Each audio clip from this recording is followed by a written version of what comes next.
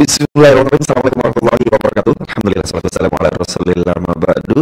Rabbi israh li sadri wa yassir li amri wahlul 'uqdatam min lisani yafqahu qawli. Pemirsa Salam TV, apa kabar Anda di rumah? Mudah-mudahan Allah senantiasa memberkahi kita. Senang rasanya saya Aidin Alaik Bahtiar bisa kembali hadir di program kajian malam yang alhamdulillah pada kesempatan kali ini pada malam awal pekan ya. Malam Senin tanggal 10 Januari 2020 kita kehadiran Ustadz yang sebenarnya dulu pernah sih di Wesal dan alhamdulillah kini bisa tampil live kembali dari studio Wesal TV di Jakarta. Baik, kita sapa bila ada Ustadz Maksum Hafidhullah Ta'ala. Assalamualaikum warahmatullahi wabarakatuh Ustadz. Waalaikumsalam warahmatullahi. Masya Allah, alhamdulillah bisa bertemu kembali saja. Masya Allah. Ya, kalau dulu Rabu pagi menjelang zuhur Ustadz ya. Dan alhamdulillah sekarang bisa di Ahad malam. Nah, pemirsa Salam TV yang berbahagia, pada kesempatan kali ini insyaallah Ustaz akan menyampaikan materi tentang indahnya mencintai Rasulullah Shallallahu Alaihi Wasallam. Untuk pertanyaan seperti biasa kami buka line 0821 1724 7997 bagi Anda yang ingin bertanya dengan atau dalam bentuk tulisan ya, SMS dan WhatsApp. Dan juga ada line telepon, kita akan buka satu pertanyaan melalui telepon. Silakan Anda hubungi di nomor telepon yang ada di layar kaca. Baik, selengkapnya kita sama-sama simak terlebih dahulu sebelum membacakan pertanyaan Anda. Materi kita kali ini yakni indahnya mencintai Rasulullah Sallallahu Alaihi Wasallam. Silakan Ustaz. Oke, baik. Barakallahu fiik. Barakallahu. Bismillahirrahmanirrahim.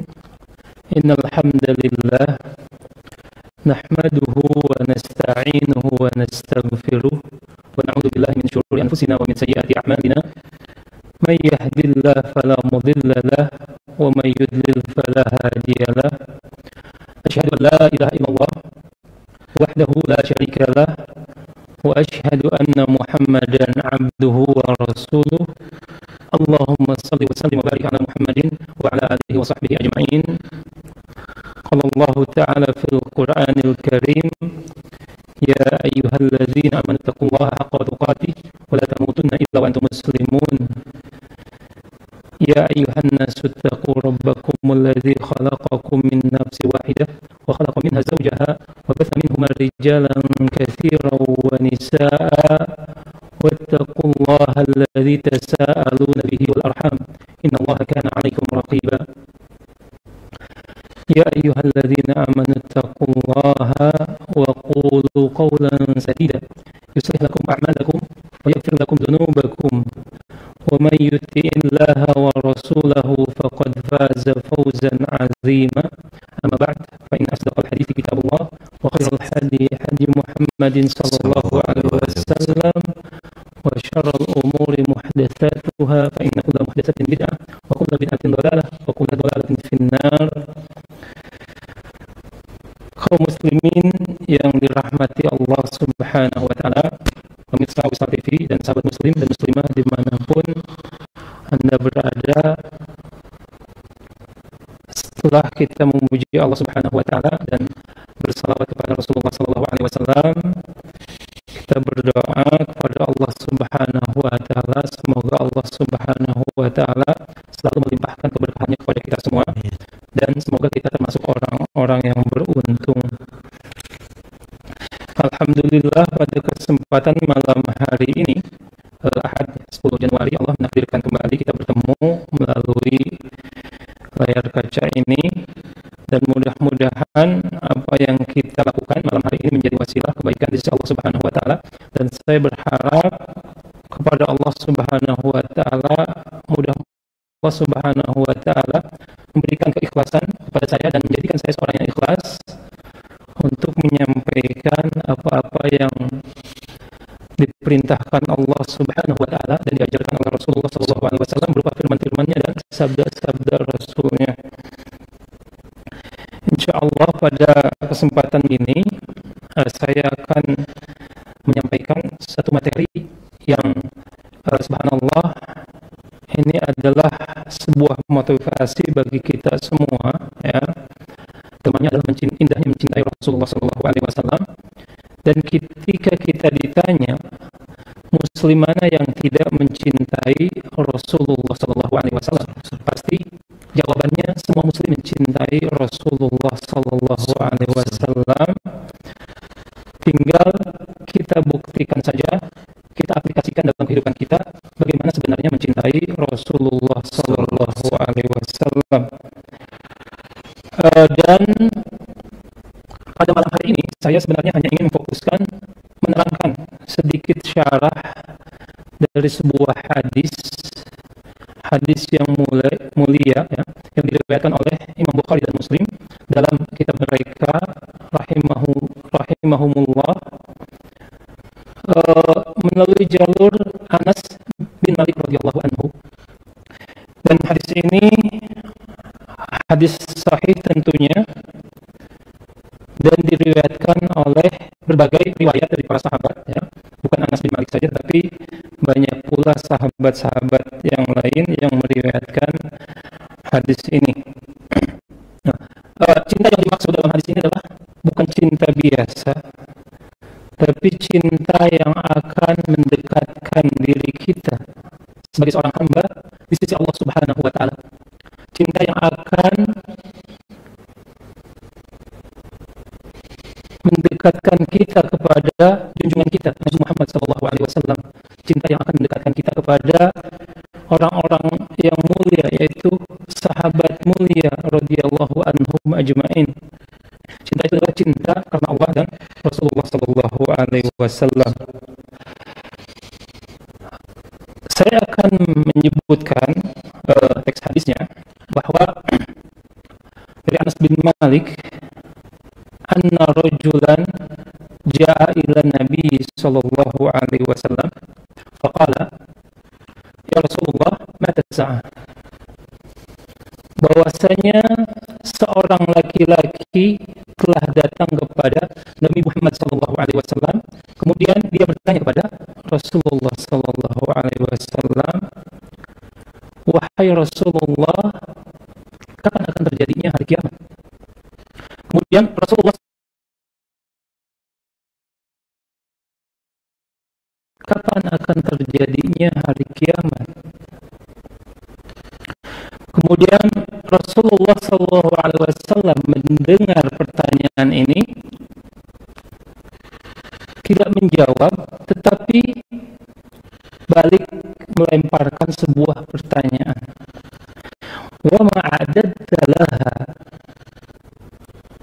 wahai lelaki, memangnya apa yang telah engkau persiapkan untuk menghadapi hari kiamat? Kemudian lelaki tersebut menjawab, qala la syai'a, wahai Rasul, sesungguhnya aku tidak mempunyai persiapan apapun untuk menghadapi hari kiamat tersebut. Walakin, illa, kecuali, anni uhibbullaha wa rasulah, tidak ada persiapan apapun kecuali karena aku mencintai Allah dan Rasulnya. Kemudian Rasulullah SAW mendengar jawaban lelaki tersebut, sentak bersabda, anta ma'aman ahbabta, wahai lelaki, sesungguhnya engkau akan bersama orang-orang yang engkau cintai. Kemudian mendengar sabda Nabi Muhammad SAW yang singkat ini, maka Anas bin Malik langsung memberikan komentar terhadap hadis tersebut, ya, meriwayatkan kepada murid-muridnya, kepada tabi'in,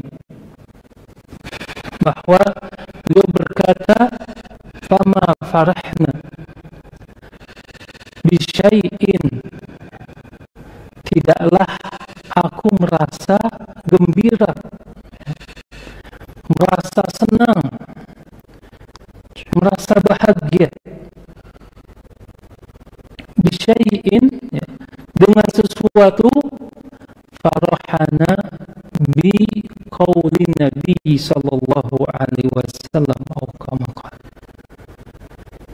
Aku tidak pernah merasa lebih bergembira kecuali saat mendengar sabda Nabi Muhammad sallallahu alaihi wasallam ini, yaitu perkataan beliau, anta ma'aman ahbabta, engkau akan bersama orang-orang yang engkau cintai.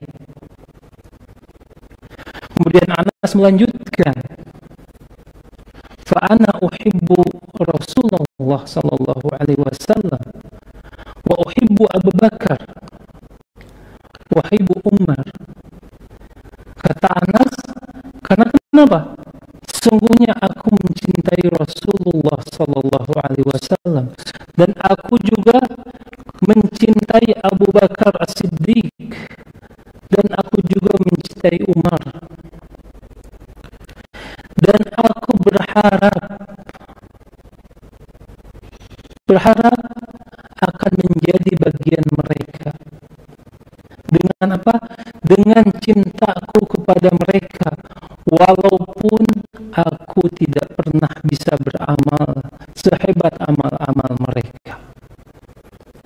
Subhanallah, ini adalah hadis yang agung, hadis yang mulia, yang seandainya seorang muslim memahami makna-makna yang tersirat dalam hadis ini, maka dengan orang yang muslim tersebut akan termotivasi. Hadis ini adalah hadis yang sangat mulia, yang sangat agung sallallahu alaihi wasallam, sehingga mencintai para sahabatnya, bukan Imam Bukhari dan Muslim saja, orang-orang saleh, tapi imam-imam yang lain, dan berharap dengan Imam Tirmizi dan yang lainnya, seorang muslim ini meriwayatkan hadis yang akan dikumpul kemudian kelak, bukan diriwayatkan oleh sama Rasulullah Anas bin Malik saja, dan bahkan sahabat-sahabat yang lain seperti Abu Hurairah taala, kemudian Abdullah bin Mas'ud, Ibnu Abbas. Ada satu hadis lagi, Abu Dzar Al-Ghifari dan dari Abdullah bin Mas'ud radhiyallahu anhu meriwayatkan bahwa hadis yang senada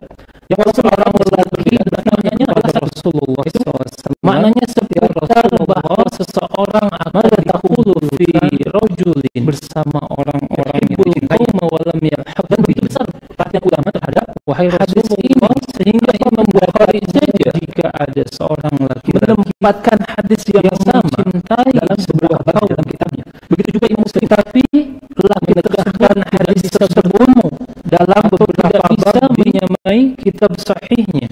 Kaum tersebut dalam amal saleh dan yang lainnya mengetengahkan hadis yang sama dalam beberapa alaihi wasallam dalam kitab-kitabnya.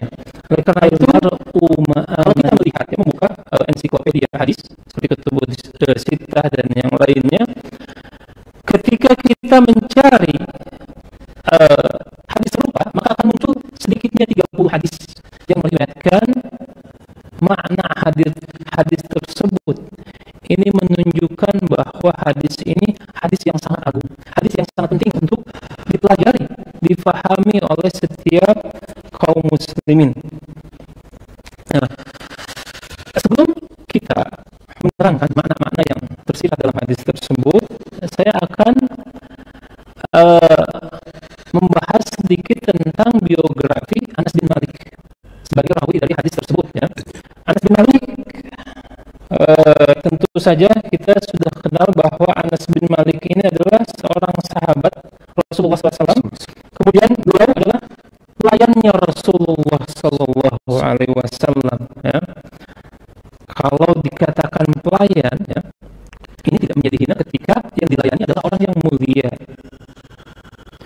Kalau dikatakan pembantu, tidak akan menjadi hina ketika yang dibantu adalah orang yang mulia. Seperti halnya saat ini gelar raja kerajaan Saudi, ya, itu Khadimul Haramain, ya.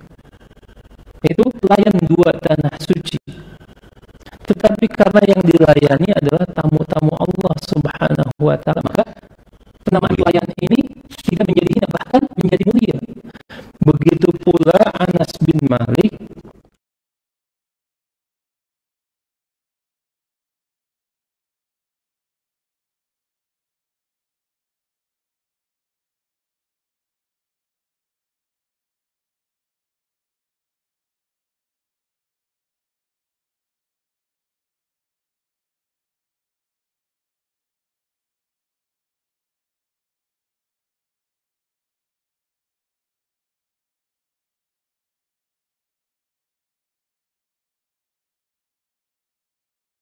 suku Khazraj ya, karena di Madinah ada dua suku besar, Aus dan Khazraj, dan Anas bin Malik ini adalah dari suku Khazraj, kemudian dari kabilah Bani An-Najjar. Kemudian beliau juga Al-Ansari karena penduduk Madinah. Kemudian Anas bin Malik adalah putra dari sahabiyah Ummu Sulaim. Ya, Ummu Sulaim ini adalah seorang sahabat yang meriwayatkan atau pernah bertanya kepada Rasulullah SAW, bagaimana halnya ketika seorang wanita mimpi basah, apakah dia harus mandi? Ya.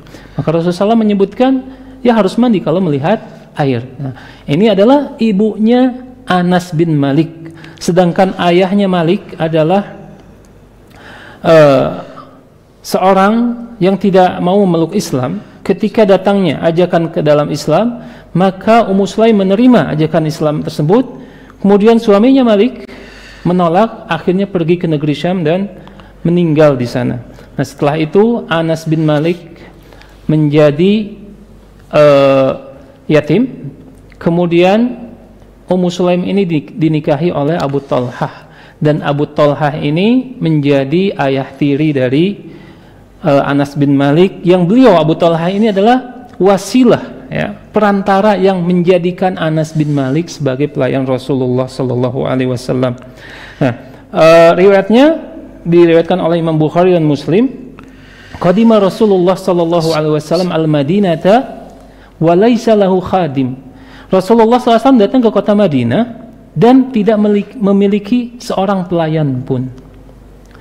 Maka kata Anas bin Malik, maka Abu Talhah membawa tanganku dan mengajakku menghadap kepada Rasulullah Sallallahu Alaihi Wasallam. Kemudian Abu Talhah menawarkan Anas, berkata kepada Rasulullah SAW, ya Rasulullah, inna Anasan gulamun kayyis. Wahai Rasul, sesungguhnya Anas ini adalah anak yang cerdas. Fal yakhdumka, bolehkah dia menjadi pelayanmu? Maka Rasulullah Sallallahu Alaihi Wasallam menerima Anas menjadi pelayannya. Dan Abu Talha adalah orang yang berjasa terhadap Anas, karena kenapa? Sudah mengenalkan, sudah menjadi wasilah, menjadi sarana yang menjadikan Anas bin Malik ini menjadi seorang sahabat yang mulia. Karena kenapa? Kata Anas bin Malik, fa khadamtuhu fis safar wal hadar. Setelah itu aku melayani Rasulullah SAW baik dalam keadaan safar ataupun dalam keadaan mukim. Artinya apa? Anas bin Malik menjadi orang yang sangat dekat dengan Rasulullah Sallallahu Alaihi Wasallam. Siapa di antara kita yang tidak mau dekat dengan Rasulullah Sallallahu Alaihi Wasallam? Seandainya kita diberi kesempatan seperti Anas, masya Allah, niscaya tidak akan ada yang menolak di antara kita. Tidak ada seorang pun yang menolak tawaran ini, karena ini adalah kemuliaan. Kemudian Anas melayani Rasulullah SAW ini di usianya 10 tahun, ya, sebagaimana riwayat dari Anas juga diriwayatkan Imam Bukhari dan Muslim. Ja'a Rasulullah SAW ilal Madinati wa ana ibnu Ashr. Rasulullah SAW datang ke Madinah sedangkan usiaku saat itu adalah 10 tahun. Wa mata wa ana ibnu Ishrin. Dan beliau wafat sallallahu alaihi wasallam sedangkan usiaku pada saat itu adalah 20 tahun. Kemudian para ulama, ya, menyebutkan keistimewaan Anas, ya, berkat kedekatannya dengan Rasulullah SAW menjadi pelayan Rasulullah SAW. Yang sangat terkenal adalah bahwa satu riwayat yang tidak diriwayatkan oleh sahabat lain, bahwa satu saat Rasulullah SAW pernah menggauli 9 istrinya pada satu pagi, ya. Kemudian hanya melakukan 1 kali mandi saja. Dan ini adalah perkara besar, ya, yang tidak diriwayatkan kecuali dari Anas radhiyallahu anhu. Kemudian karena kedekatannya, beliau akhirnya menjadikan Rasulullah sebagai gurunya dan mendapatkan ilmu yang banyak dari Rasulullah sallallahu alaihi wasallam. Kemudian yang tak kalah penting, ya, Anas ini mendapatkan doa yang diijabah dari Rasulullah sallallahu alaihi wasallam saat Ummu Sulaim mendatangi Rasulullah sallallahu alaihi wasallam kemudian berkata, "Ya Rasulullah, hadza Anas khadimuk." Wahai Rasulullah sallallahu alaihi wasallam, ini Anas adalah pelayanmu. Ud'u lahu, maka doakanlah dia, doakan kebaikan untuknya. Maka Rasulullah SAW berdoa, Allahumma akthir malahu wa waladahu wa barik lahu fima a'taitahu. Ya Allah, berilah Anas rezeki yang luas, keturunan yang banyak, dan berkahilah terhadap apa-apa yang Kau berikan kepadanya. Makanya Anas ini menjadi orang yang kaya, kemudian keturunannya mencapai 100 orang, ya.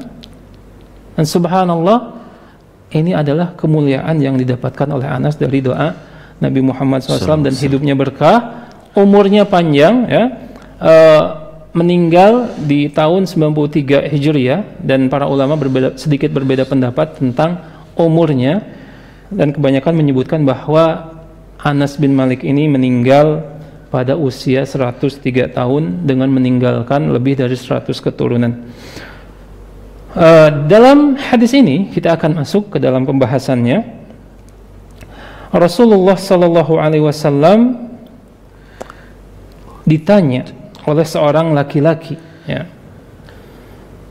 Laki-laki ini sebagaimana disebutkan oleh Ibnu Hajar dalam Fathul Bari, bahwa laki-laki ini adalah seorang badui, ya, yang bernama Dzul Khuwaisirah Al-Yamani.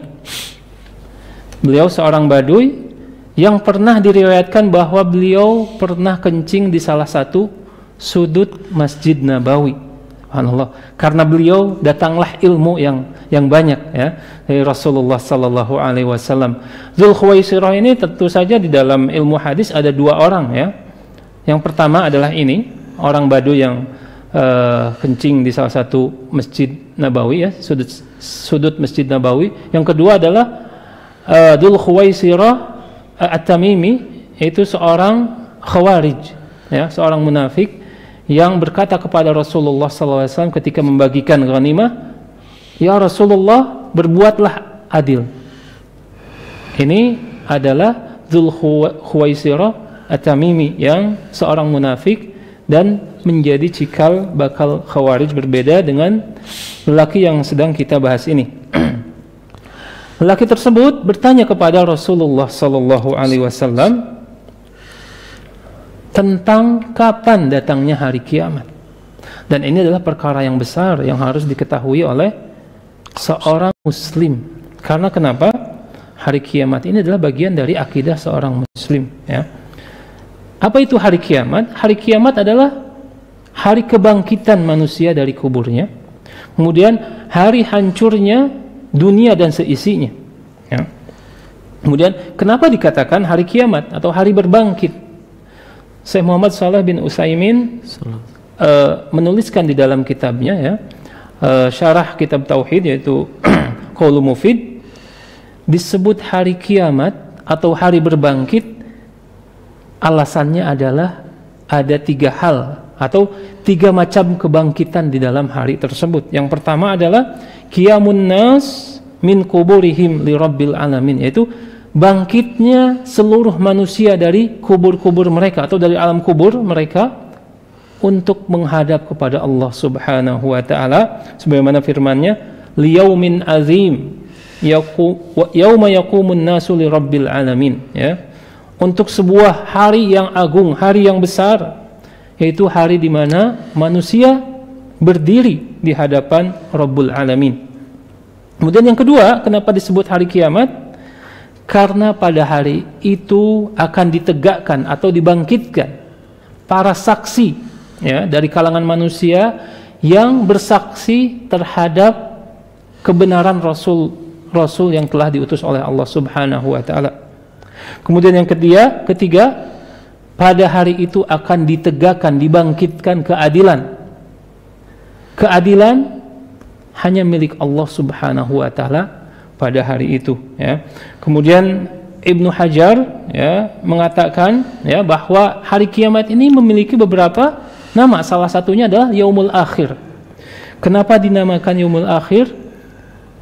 Karena faqila lahu dzalika li'annahu akhirul ayyami dunya. Karena kenapa? Hari tersebut adalah hari terakhir dari kehidupan dunia atau waktu yang terbatas dari kehidupan dunia. Oleh karena itu hari kiamat ini adalah hari berakhirnya seluruh kehidupan dunia dan permulaan kehidupan akhirat, yang disitulah Allah Subhanahu wa ta'ala akan memutuskan apakah seseorang akan menjadi penduduk surga ataupun sebaliknya, waliyadzubillah. Nah, Rasulullah Sallallahu Alaihi Wasallam ketika ditanya ya tentang hari kiamat, maka beliau tidak menjawab tentang pastinya kapan akan datang hari kiamat tersebut, karena tentu saja Rasulullah SAW tidak menjawab, ada beberapa pertimbangan yang beliau ikuti ya. Salah satunya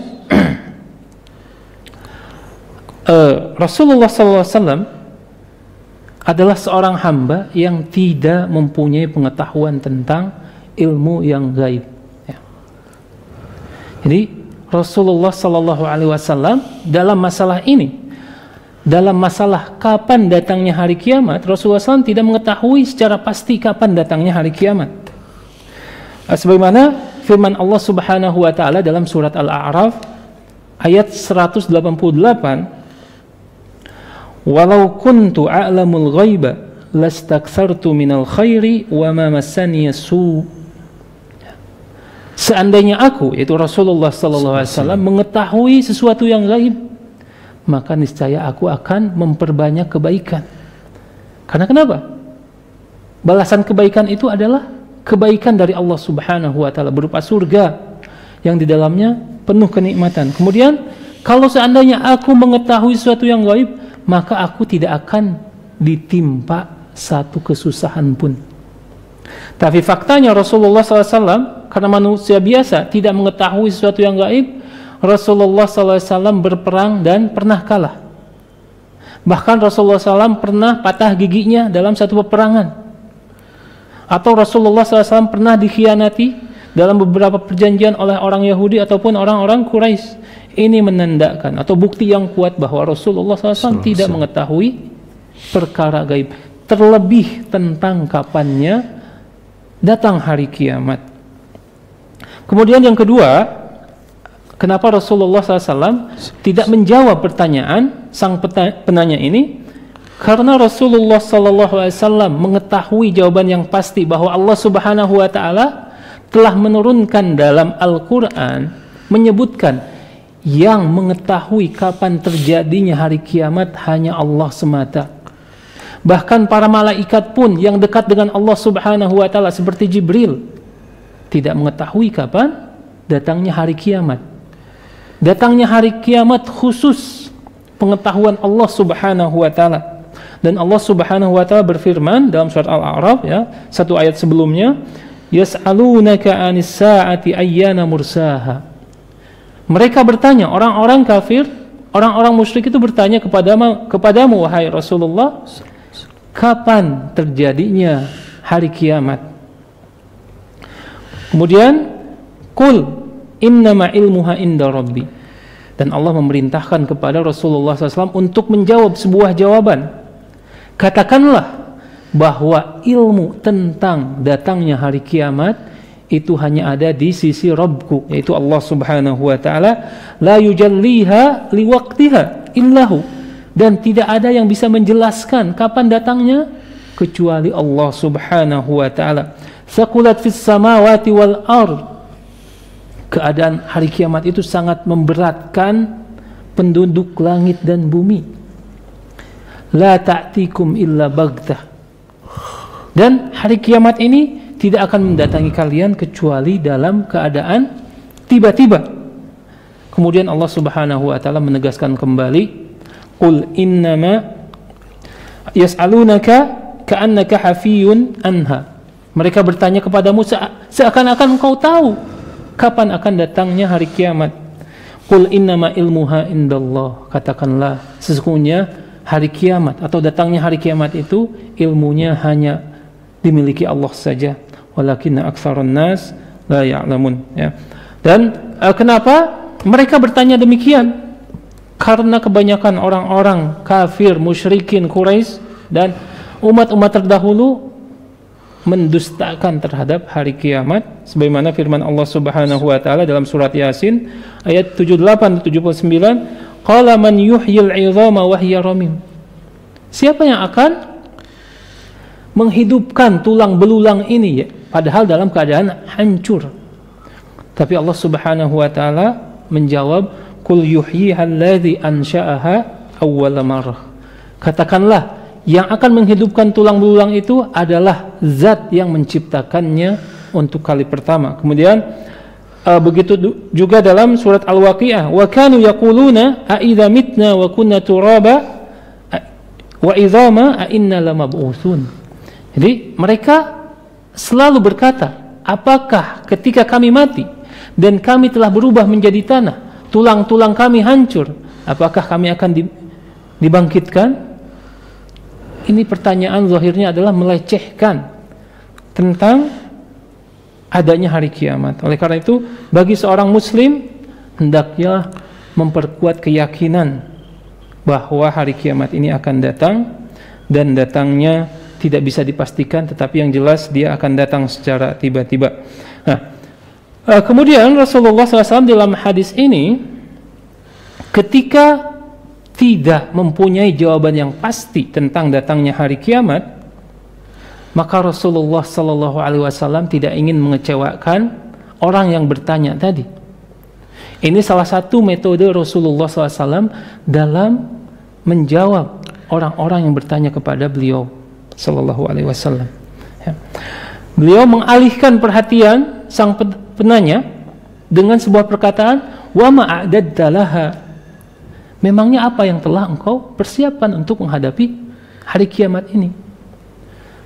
Kemudian lelaki tersebut berkata, sesungguhnya aku tidak mempunyai bekal apapun untuk menghadapi hari kiamat ini kecuali aku mencintai Allah dan Rasulnya.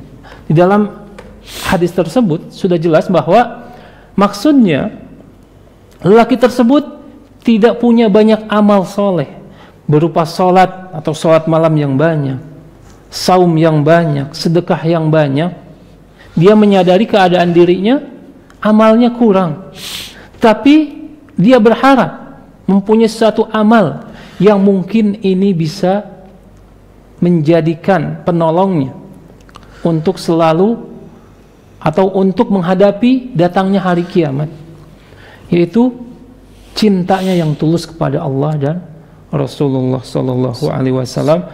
Dan akhirnya Rasulullah pun menjawab dengan jawaban yang singkat, anta ma'aman ahbabta, engkau akan bersama orang yang engkau cintai. Dan ini merupakan hadis yang para ulama menyebutkan bagian dari jawami'ul kalim yang diberikan oleh Allah kepada Rasulullah SAW, yaitu berupa kalimat-kalimat singkat tetapi isinya padat, penuh makna, isinya sangat mendalam. Dan ini rasa cinta ini harus kita pelajari. Kenapa?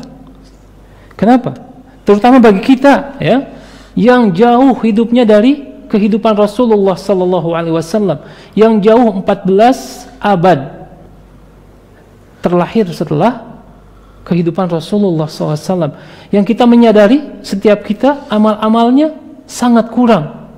Oleh karena itu Rasulullah Sallallahu Alaihi Wasallam memberikan kabar gembira kepada kita semua, bukan kepada Anas saja, bukan kepada Dzulkhuwaisirah saja, bahkan kepada saya kepada pemirsa semua, tanpa terkecuali kabar gembira ini adalah kabar gembira untuk kita semua. Apa kabar gembiranya tadi? Bahwa ketika kita mencintai Rasulullah sallallahu alaihi wasallam dengan cinta yang tulus, cinta yang ikhlas, cinta yang sejati, maka jangan ragu lagi dengan janji Rasulullah sallallahu alaihi wasallam bahwa sang pencinta akan disandingkan dengan orang yang dicintainya. Ya.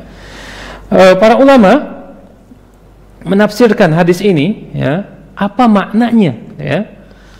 Disebutkan oleh Ibnu Hajar dalam Fathul Bari, apa yang dimaksud dengan anta ma'aman ahbabta, ay mulhaqun bihim hatta takuna min zumratihim. Jadi ketika engkau mencintainya, ya, engkau akan dikategorikan bersama mereka, engkau akan disejajarkan seperti mereka, ya. Sampai-sampai dikelompokkan seperti kelompoknya mereka.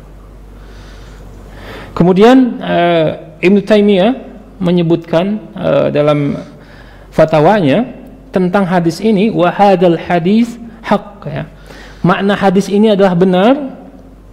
Fa inna kaunal muhibbi qaumul muhib ma'al mahbub amrun fitri, ya, la yakuna ghairu dzalik. Jadi kata Ibnu Taimiyah dalam fatwanya, hadis ini adalah benar memaknai tentang rasa cinta. Karena kenapa?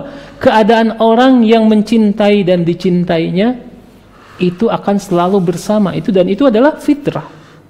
Makanya ketika seseorang mencintai Rasulullah sallallahu alaihi wasallam, ketika seseorang mencintai para sahabat Rasulullah sallallahu alaihi wasallam, ini adalah harapan besar bahwa orang tersebut akan digolongkan nanti di surganya Allah Subhanahu wa taala, dikumpulkan, kemudian disandingkan bersama orang-orang yang dicintainya.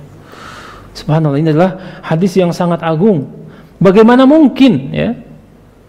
Ini menunjukkan begitu rahmat Allah Subhanahu wa taala kepada hamba-Nya begitu besar, sehingga ketika seseorang mencintai Rasulullah SAW, walaupun amalnya jauh dari amal Rasulullah SAW, Allah Subhanahu wa taala Maha Kuasa untuk mengumpulkannya bersama Rasulullah sallallahu alaihi wasallam. Dan makna ini terkandung juga di dalam beberapa hadis yang diriwayatkan oleh Abu Dzar Al-Ghifari, di mana beliau bertanya kepada Rasulullah sallallahu alaihi wasallam, "Wahai Rasulullah, bagaimana jika ada seorang lelaki yang mencintai sebuah kaum tetapi dia tidak pernah bisa beramal seperti kaum tersebut?" Ya. Dan ini semakna dengan harapan yang diucapkan oleh Anas bin Malik. Kata Anas bin Malik, sesungguhnya aku mencintai Rasulullah sallallahu alaihi wasallam. Aku mencintai Abu Bakar dan Umar. Dan aku berharap dengan cintaku ini kepada mereka, aku digolongkan, aku dikumpulkan bersama mereka, walaupun aku tidak akan pernah menyamai amal-amal mereka. Jadi kalau seorang muslim tidak gembira dengan motivasi ini, Masya Allah, na'udzubillah min dzalik, ini menandakan hati tertutup dari hidayah Allah Subhanahu wa ta'ala. Sudah selayaknya kita bergembira dengan hadis ini, karena hadisnya sahih, diriwayatkan oleh Anas bin Malik, orang yang dekat bersama Rasulullah SAW. Tinggal kita melihat kembali, apakah sudah benar-benar ada kecintaan dalam hati kita terhadap Rasulullah SAW, atau cinta ini hanya pengakuan belaka, cinta palsu. Karena cinta yang palsu tidak akan pernah mendapatkan janji yang pasti. Oleh karena itu, kaum muslimin yang dirahmati Allah Subhanahu wa ta'ala, marilah kita membenahi rasa cinta kita kepada Rasulullah sallallahu alaihi wasallam, agar kita kelak dikelompokkan, dikumpulkan Atau bahkan lebih dari itu, kita berharap nanti di surga Allah Subhanahu wa taala kita menjadi tetangga Rasulullah sallallahu alaihi wasallam, tetangga para nabi, tetangga para orang-orang saleh, tetangga orang-orang yang siddiq dan syuhada. Dan bagi Allah Subhanahu wa taala itu semua mudah. Tinggal kita menata hati kita. Apakah cinta yang ada di dalam hati kita ini adalah benar atau cinta yang palsu? Dan demikian pula makna tadi dikuatkan dengan sebuah riwayat ya, dari Aisyah yang diriwayatkan Imam At-Tabrani dari jalur Aisyah radhiyallahu anha. Kemudian hadis ini pun diriwayatkan atau diketengahkan oleh Syekh Al-Albani dalam silsilah as-sahihah, bahwa Aisyah berkata, Ja'a rajulun ila Nabi sallallahu alaihi wasallam, telah datang seorang laki-laki kepada Rasulullah sallallahu alaihi wasallam, kemudian berkata, Ya Rasulullah, wallahi, wahai Rasulullah, demi Allah, innaka la ahabbu ilayya min nafsi.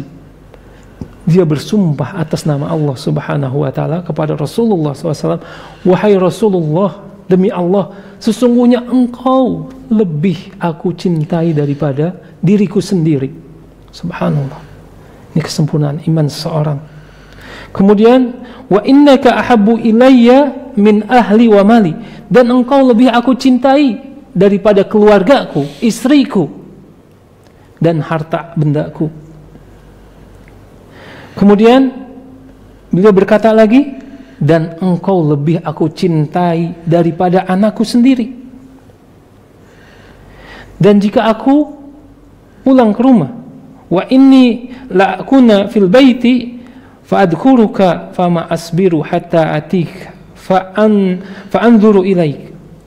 Dan jika aku berada di dalam rumah, aku diam di rumah, kemudian teringat akan engkau ya Rasulullah SAW, maka aku tidak sabar.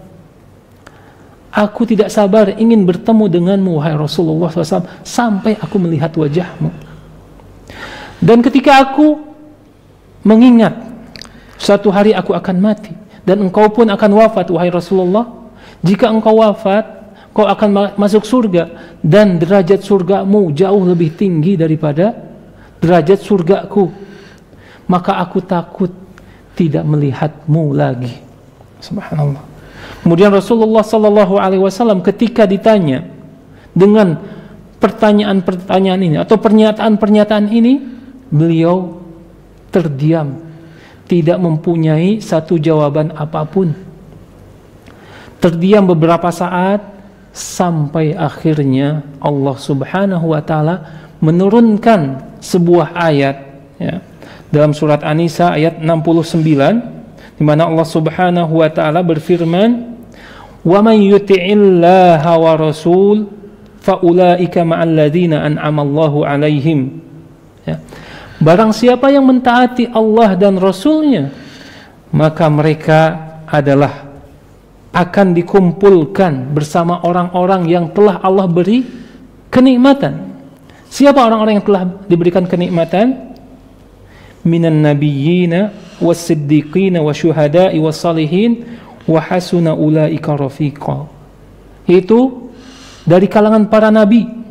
Kemudian orang-orang yang selalu berbuat jujur, orang-orang saleh, orang-orang yang mati syahid, dan merekalah sebaik-baik teman. Nah, ini adalah hadisnya sahih, semakna dengan harapan Anas ketika beliau mencintai Rasulullah sallallahu alaihi wasallam, berharap dikumpulkan bersama Rasulullah SAW di surga. Begitu pula lelaki yang terdapat dalam riwayat Aisyah ini. Beliau sangat mencintai Rasulullah SAW karena kecintaannya yang jujur, yang sejati kepada Rasulullah SAW, sehingga yang menjawab langsung adalah Allah Subhanahu wa Ta'ala. Allah Subhanahu wa Ta'ala menjawab kegelisahannya, kegundahannya, karena sangat mencintai Rasulullah sallallahu alaihi wasallam. Oleh karena itu, kaum muslimin yang dirahmati Allah Subhanahu wa taala, dengan mempelajari hadis tadi, kemudian memaknai setiap makna yang tersirap dalam hadis tadi, mudah-mudahan ini akan menjadi motivasi baru untuk kita selaku seorang muslim agar lebih mencintai Rasulullah sallallahu alaihi wasallam dengan kecintaan yang benar, cinta sejati, sehingga janji yang telah dikatakan Rasulullah sallallahu alaihi wasallam dengan sabdanya, anta ma'aman ahbabta, engkau akan dikumpulkan dengan orang yang engkau cintai. Kemudian janji Allah Subhanahu wa taala dalam surat An-Nisa ayat 69 ini, mudah-mudahan bisa menjadi milik kita. Dengan modal apa? Dengan modal mencintai Rasulullah SAW. Oleh karena itu, saya memberikan judul indahnya mencintai Rasulullah SAW, karena ini adalah sesuatu yang ringan dibandingkan perjuangan para sahabat dahulu. Harus berperang bersama Nabi Muhammad SAW, menginfakkan seluruh hartanya, berkorban nyawa. Tapi rahmat Allah Subhanahu wa taala terbuka lebar untuk kita semua. Mari kita perbaharui cinta kita kepada Allah, kepada Rasulullah SAW, kepada para sahabat, kepada orang-orang soleh, sehingga kita layak dikumpulkan oleh Allah Subhanahu wa taala dengan mereka, bertetangga dengan Nabi Muhammad sallallahu alaihi wasallam di Firdaus A'la, bertetangga dengan Abu Bakar, Umar, bertetangga dengan para syuhada dan orang-orang soleh. Mudah-mudahan Allah Subhanahu wa taala mengabulkan setiap keinginan kita, dan Allah Subhanahu wa taala mengumpulkan kita di surganya kelak. Hadza wa sallallahu ala nabiyyina Muhammadin wa ala alihi wa sahbihi ajmain. Ya, pemirsa TV yang berbahagia, masih ada beberapa menit tersisa perjumpaan kita.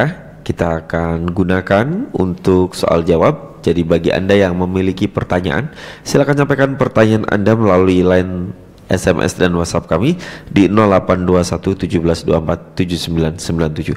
Dan bagi Anda yang ingin menelepon, saya beri kesempatan satu penelepon ke nomor yang ada di layar kaca. Nanti muncul sebentar lagi insyaallah ta'ala. Baik, ya pertanyaannya Ustaz, kalau kita mencintai seseorang, kita akan mengimitasi, ya kan, mengimitasi orang yang kita cintai. Katakan misalnya saat ini nih banyak anak-anak yang mengimitasi K-pop, figur-figur yang mereka sukai seperti K-pop. Nah, apakah kita terhadap Rasulullah SAW itu hanya menyampaikan hal itu, saya hanya mencintai Rasulullah SAW gitu. Sebuah ucapan saja gitu. Sebuah ucapan saja. Oke, baik. Bismillahirrahmanirrahim, wassalatu wassalamu ala Rasulillah. Ini pertanyaan sangat bagus sekali, karena sebenarnya bahasan tentang cinta kepada Rasulullah SAW itu bahasan yang besar, ya. Jadi membutuhkan beberapa pertemuan. Oleh karena itu, mudah-mudahan nanti kita diberikan kesempatan oleh Allah Subhanahu wa taala, kita akan membahas secara lebih detail. Tapi intinya bahwa cinta ini adalah amalan hati, ya. Dan ulama Ahlus Sunnah wal Jamaah ketika mendefinisikan iman adalah perkataan dan perbuatan, perkataan lisan dan perkataan hati, kemudian perbuatan hati dan perbuatan anggota badan. Ini berhubungan erat dengan tadi rasa cinta ini, di mana ketika keimanan ada di dalam hati saja, tidak diekspresikan ke dalam bentuk peribadahan, maka ini adalah cinta yang semu. Sebagaimana beberapa riwayat, ya, ataupun riwayat yang sudah kita kenali bahwa Abu Talib itu mengakui bahwa agama Nabi Muhammad SAW itu agama yang paling benar. Tetapi pengetahuannya tentang agama ini tidak membuat lisannya berucap syahadat, kemudian tidak membuat badannya sujud kepada Allah Subhanahu wa taala, maka dia dikategorikan sebagai orang kafir karena meninggal dalam kekufuran, walaupun ilmu ada di dalam hatinya. Begitu pula kisah-kisah yang lain, ya, dari orang-orang munafik, orang-orang musyrikin. Salah satunya adalah penyair di zaman Rasulullah SAW yang syair-syairnya sudah mendekati dengan Islam, yaitu Umayyah bin Abi Salt. Umayyah bin Abi Salt itu puisinya atau syairnya sangat hebat di zaman Nabi SAW. Dan Nabi Muhammad SAW bersabda tentangnya, keadaan Yuslim, hampir-hampir saja dia masuk Islam. Tapi qadarullah masyafat, Allah Subhanahu wa Ta'ala tidak memberikan hidayah kepada Umayyah ini.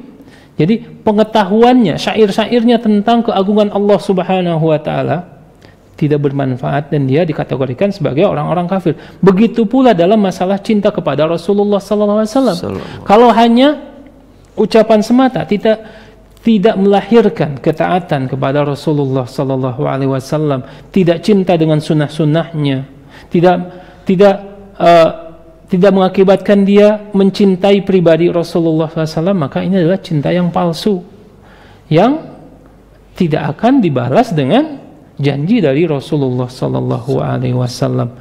Dan ketika berkata ataupun kita mengatakan tentang cinta, ya, ini hadis tadi cakupannya bukan, konteksnya bukan orang yang mencintai Rasulullah SAW, ya.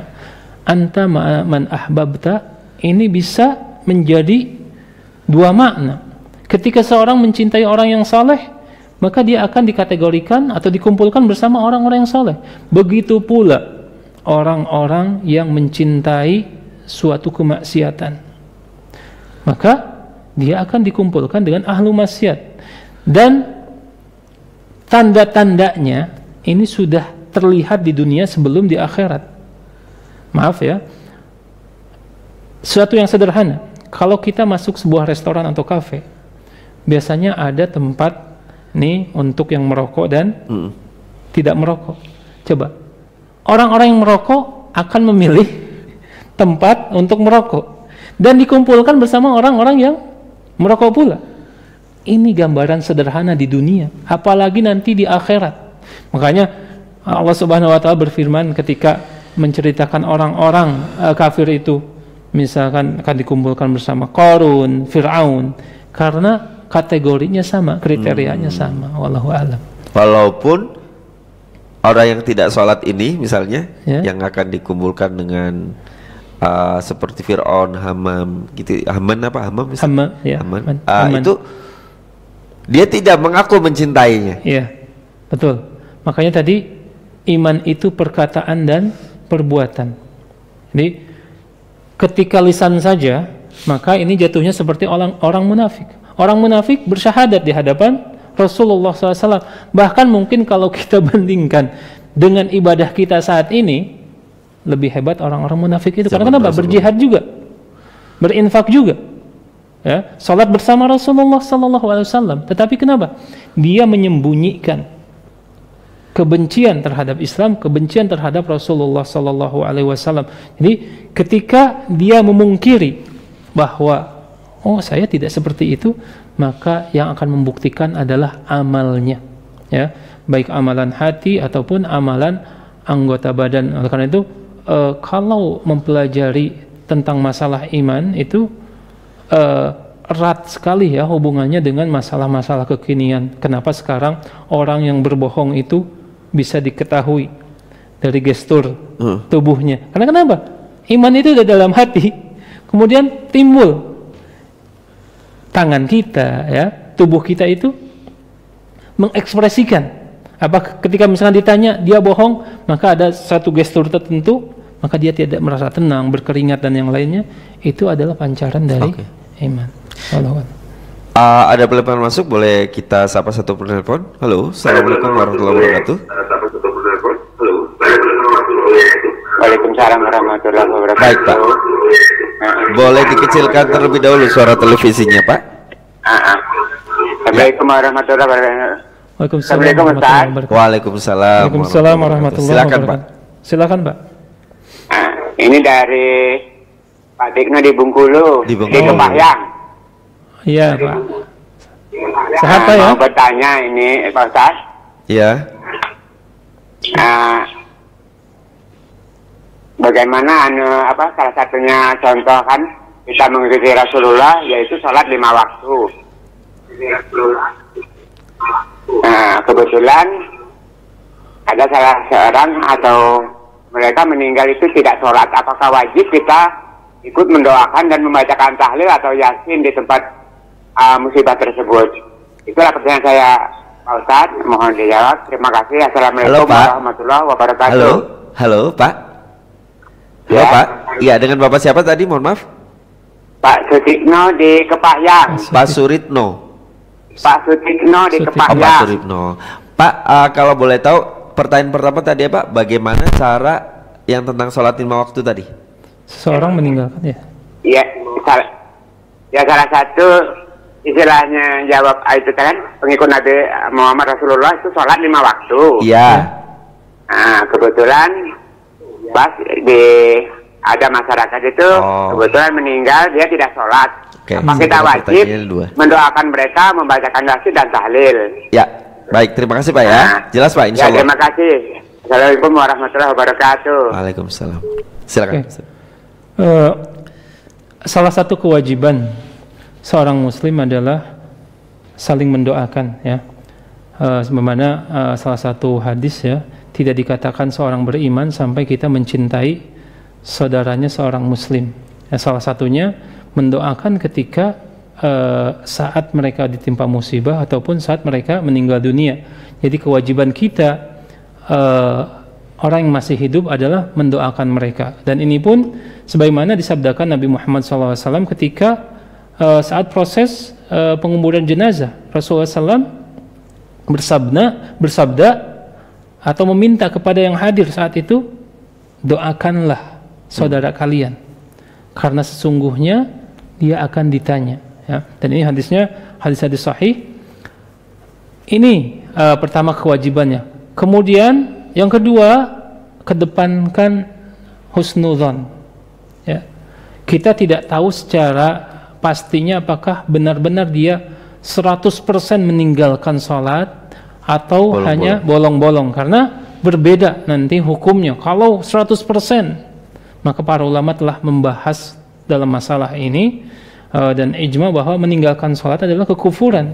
Tapi kita tidak tahu ya, apakah dia meninggalkan sholat atau hanya bolong-bolong. Mudah-mudahan kita bisa berhusnudzon kepada mereka bahwa mereka melakukan sholat di rumahnya ya, kadang-kala gitu kan, tapi kadang-kadang malas dia karena imannya masih lemah meninggalkan sholat. Oleh karena itu berhusnudzon dan tetap mendoakan mayat tersebut kepada Allah Subhanahu wa taala selama belum jelas bentuk kekufuran dan kesyirikan, seperti misalkan kisah Nabi Ibrahim atau kisah Abu Talib yang Rasulullah SAW pada awalnya meminta doa atau mendoakan, meminta kepada Allah Subhanahu wa taala ya, untuk meringankan ataupun berdoa untuk Abu Talib untuk kebaikannya. Tapi setelah jelas bahwa Abu Talib adalah tokoh kekufuran, maka Allah Subhanahu wa taala pun melarangnya. Wallahu a'lam. Baik ya, sebagai pertanyaan terakhir, saya bacakan pertanyaan Anda dari WhatsApp ya. Ustaz, bagaimana sikap kita terhadap para penghina Rasulullah Sallallahu Alaihi Wasallam? Saya pernah bertemu dengan orang seperti ini di sosial media dan ribut panjang di situ. Oke. Baik, tentu saja pada asalnya kita harus merasa cemburu ataupun merasa tersinggung ketika orang yang kita cintai dihina oleh orang lain. Kita misalkan bahwa seorang menghina ibu bapak kita, maka kita akan benci terhadap orang yang menghina tersebut ya. Begitu pula kepada orang-orang yang menghina Rasulullah SAW, kita harus tersinggung, cemburu, marah terhadap kelakuan mereka. Tetapi ada beberapa metode yang diajarkan para ulama dalam masalah ini. Tidak boleh membalas keburukan dengan keburukan yang lain. Kemudian ketika debat dalam masalah agama, tidak boleh debat kusir tanpa mendatangkan dalil. Kemudian tidak boleh debat kalau kita memang kekurangan ilmu, karena itu akan merugikan kita ya. Untuk itu, apa jalan terbaik saat ini agar menghindari hal-hal yang demikian ya? Tentu saja kembali kepada tadi, benarkan cinta kita kepada Rasulullah sallallahu alaihi wasallam, ya. Kemudian pelajari sirah Nabi Muhammad sallallahu alaihi wasallam, pelajari syariatnya sehingga melekat di dalam hati kita. Kemudian yang terakhir adalah Nabi pun mengajarkan tentang menghindari kemungkaran dengan 3 cara. Kalau punya kekuasaan dengan tangan, ya. Kalau tidak kuat dengan kekuasaan maka dengan lisan. Kalau tidak kuat ingkari dengan hati, dan itu adalah selemah-lemahnya iman. Tapi pada asalnya kita harus marah, ya, tersinggung. Orang yang tidak tersinggung ketika Nabi Muhammad dihina, maka naudzubillah min dzalik, apakah layak disebut pencinta Rasulullah SAW? Sedangkan ketika Nabi Muhammad SAW dihina saja dia diam saja, hatinya dingin. Oleh karena itu mudah-mudahan, ya, Allah Subhanahu wa taala membersihkan hati kita dari rasa nifak, kemudian hilang rasa cemburu terhadap kemuliaan Nabi Muhammad SAW. Wallahu a'lam. Ya, ini ada pertanyaan bagus ya, yang terakhir ini deh. Baik, ada hamba Allah di Jawa Tengah. Ustaz, apakah orang yang dicintai Rasulullah SAW, orang yang dicintai Rasulullah berarti dia bukan orang yang mencintai, tapi Rasulullah yang mencintai? Dari pertanyaan demikian. Apakah orang yang dicintai Rasulullah SAW itu orang yang mimpi bertemu Rasul? Dan bagaimana orang yang tidak pernah mimpi Rasul? Nah, ini dia. Ini tentang masalah mimpi Rasul itu ada satu kitab, ya. Kitabnya Imam Tirmizi rahimahullah, namanya Kitab Syama'il Muhammadiyah. Itu kitab ini berisi sekitar 400 hadis tentang kepribadian Rasulullah SAW, baik yang berkenaan dengan fisik ataupun sifat. Bahkan rambut ubannya dibahas dalam hadis tersebut. Dan Imam Tirmizi di akhir-akhir kitabnya mengetengahkan beberapa hadis, ya, sabda Nabi Muhammad SAW, barang siapa man ra'ani fil manam faqad ra'ani, barang siapa yang melihatku di dalam mimpi maka sesungguhnya dia telah melihatku. Karena kenapa? Karena setan tidak bisa menyerupaiku, ya. Tapi masalahnya ketika kita mengaku melihat Nabi Muhammad SAW, apakah kita tahu dengan ciri fisik Nabi Muhammad SAW? Ya, betul. Ya? Dan ini mungkin ustadz-ustadz lain sudah membahas. Salah satunya yang bagus sekali bahasan Ustadz Firanda dalam masalah ini. Ketika seseorang banyak, ya, berkata, saya mimpi bertemu Rasulullah SAW. Bagaimana cirinya? Rasulullah SAW itu rambutnya putih semua. Padahal Anas bin Malik, ya, meriwayatkan ketika Rasulullah meninggal itu tidak ada di rambutnya rambut yang putih kecuali beberapa saja, ya, kurang dari 20. Nah, ketika kita melihat Rasulullah SAW dalam mimpi kita ternyata rambutnya putih, itu bukan Rasulullah SAW. Itu tandanya kita belum mengenal Rasulullah SAW. Oleh karena itu para ulama dalam masalah mimpi ini pernah ada satu kisah para ulama, ya, 3 orang akan tidur kemudian diberi makanan yang asin, garamnya banyak. Makanan asin itu menimbulkan haus. Maka ketika tidur mereka mimpinya sedang kehausan. Karena kenapa? Faktanya mereka sedang haus, gitu. Nah, kata ulama tersebut, nah begitupun ketika engkau ingin bertemu dengan Rasulullah SAW dalam mimpimu, engkau harus ingin benar-benar bertemu Rasulullah SAW dengan mempelajari akhlaknya, mempelajari sifatnya, mempelajari sunnahnya. Wallahu a'lam. Jadi kalau tidak mimpi, ya bukan berarti standar bahwa dia tidak dicintai oleh Rasulullah. Pada asalnya Rasulullah SAW itu cinta kepada seluruh umatnya. Tinggal kita saja apakah layak dicintai atau tidak. Wallahu a'lam. Oke, ya. Ini agak repot pemirsa, ya. Kita mencintai seseorang tapi kita nggak pernah melihatnya.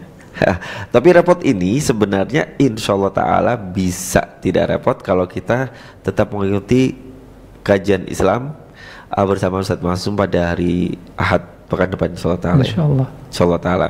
Mungkin dengan tema yang sama atau mungkin dengan tema yang berbeda.